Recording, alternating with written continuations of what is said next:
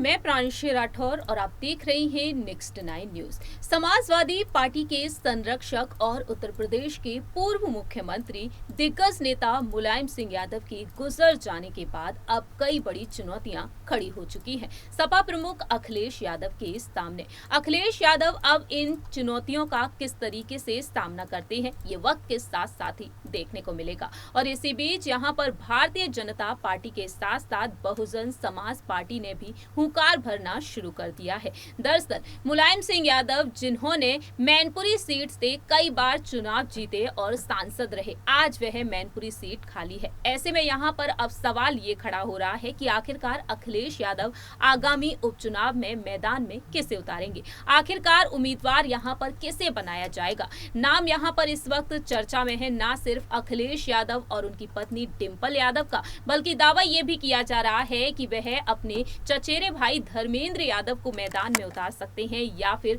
तेज प्रताप सिंह यादव को आगे किया जा सकता है। लेकिन दूसरी ही तरफ उनके चाचा प्रसपा प्रमुख शिवपाल सिंह यादव भी अपनी ख्वाहिश को जाहिर कर चुके हैं। फिलहाल देखा जाए तो यादव कुनबे से यहाँ पर लगातार ये तमाम खबरें सामने आ रही हैं समाजवादी पार्टी को लेकर, लेकिन दूसरी ही तरफ यहाँ पर मैदान में जिस तरीके से उतर आई हैं बसपा प्रमुख मायावती, तो क्या मायावती अब यहाँ पर अखिलेश यादव को डंके की चोट पर कड़ी चुनौती दे पाएंगी? जी हां, दरअसल आपको बता दें कि हाल ही में सहारनपुर से सपा के नेता रह चुके इमरान मसूद हाल ही में बसपा में शामिल हुए हैं और बसपा में उनके शामिल हो जाने के बाद अब तमाम तरीके के यहाँ पर कयास लगाना शुरू हो चुके हैं। दरअसल मायावती अब यहाँ पर मुस्लिम वोट बैंक को देखते हुए अब यहाँ पर इमरान मसूद को कई अहम जिम्मेदारी दे चुकी है, जैसा कि हमने आपको बीती पिछली रिपोर्ट में बताया ही था। लेकिन दूसरी ही तरफ यहाँ पर साल 2024 में होने वाले लोकसभा चुनाव को लेकर मायावती ने तैयारी कर ली है।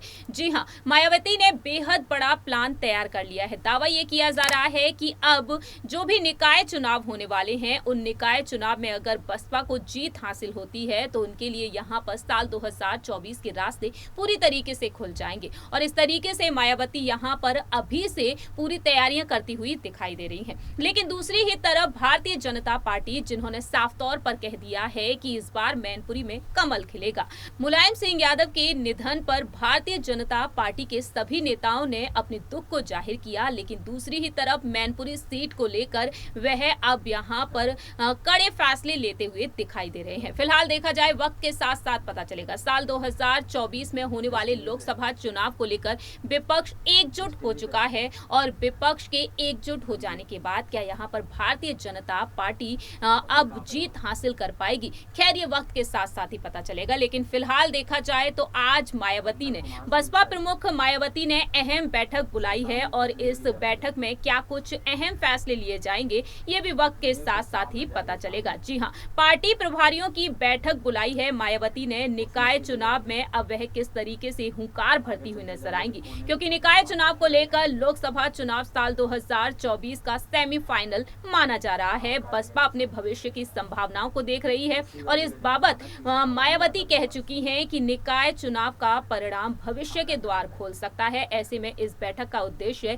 इन्हीं संभावनाओं के लिए है। इस तरीके से मायावती यहाँ पर मुस्लिम वोट बैंक को साधने के लिए यहाँ पर सपा से जिस नेता ने यहाँ पर इस्तीफा दिया तो वहीं अब वह बसपा में शामिल हो चुके हैं, यानी कि इमरान मसूद, जो कि अखिलेश यादव के लिए किसी झटके से कम नहीं माना जा सकता है। देखना दिलचस्प होगा कि आखिरकार एक वक्त बसपा ने सपा के साथ गठबंधन किया, वह गठबंधन टूट गया, लेकिन अब क्या मायावती यहाँ पर बीजेपी के साथ गठबंधन करेंगी, ये सवाल खड़े होते हैं। और साथ ही साथ यहाँ पर देखना दिलचस्प होगा कि आखिरकार बसपा कितनी सीटों पर जीत हासिल करती है। इस रिपोर्ट में इतना ही। बाकी की तमाम अपडेट्स के लिए आप देखते रहिए नेक्स्ट 9 न्यूज।